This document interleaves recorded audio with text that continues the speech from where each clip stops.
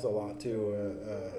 Every time I look for a studio, I always make sure it has to have really high ceiling because I want to go really tall. And I think I'm going to go bigger. Maybe this year I'm going to go a little. It's going to be a massive sort of Keiju inspired creature. Oh, really? Yeah, I want to make a giant dinosaur, alien, zombie thing. That's what I grew up on.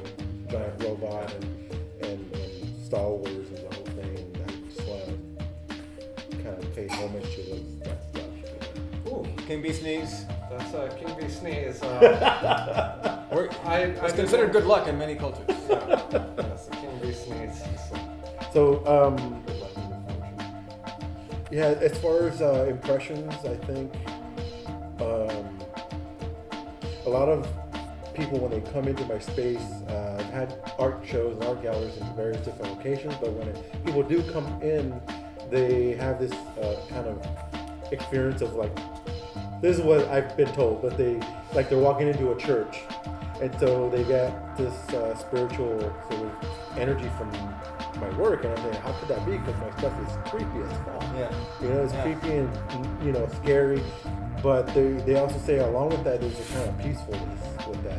There's a playfulness and a whimsicalness to some of the creations. So there is, I grew up Catholic, so there is a little bit of all that imagery coming into the pieces. It's going to inform some of your models and some of your figures. Exactly. Your postures. And the position, the postures, and the way I structure them, it's all very subconscious. I often say I don't know what I'm doing when I start you're a going project. with what you feel, but then you can stop when it's over and say, all right, what might be there? But that's not. Oh, absolutely. You can that's read not into all kinds of elements and language in the piece itself.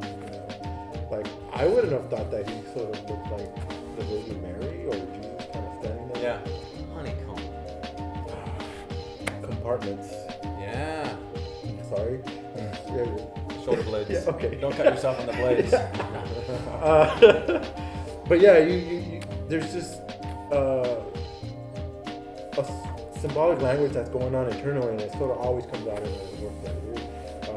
But growing up Catholic, you walk into a church and you see all the imagery and Christ with his arms open. So I tend to do that a lot. But it also is a good. I feel like from my reaction to seeing your work, it's a good move because it's this opening up of a figure which could be otherwise maybe too self-contained, but it draws you in, it draws the eye in, and I think it draws whoever's looking at it. Well, I'll say this about open arms is I think that sort of says, if I read into it, is sometimes I'm trying to open up because I'm a very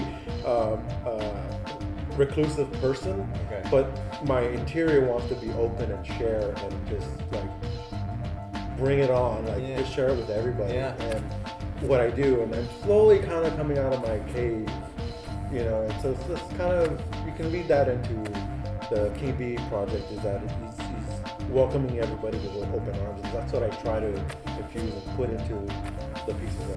And there's a scepter, a cane, a staff of awesome power? Yeah, I call it the cane of light, and he draws in all the artists to focus on a bright, magical light to come closer.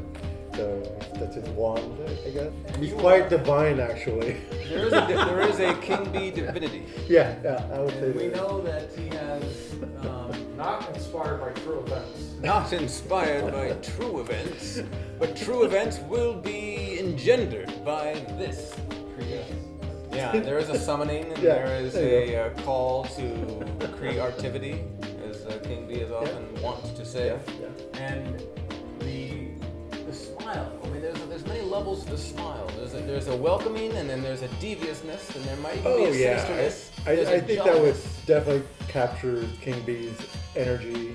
I mean, he's mischievous for one. Yes. He's drawing us in to get closer, and then he's gonna show his whole entire world, his entire beehive of awesome artwork in the gallery. And he really is like the conductor and the curator at the same time. Yeah.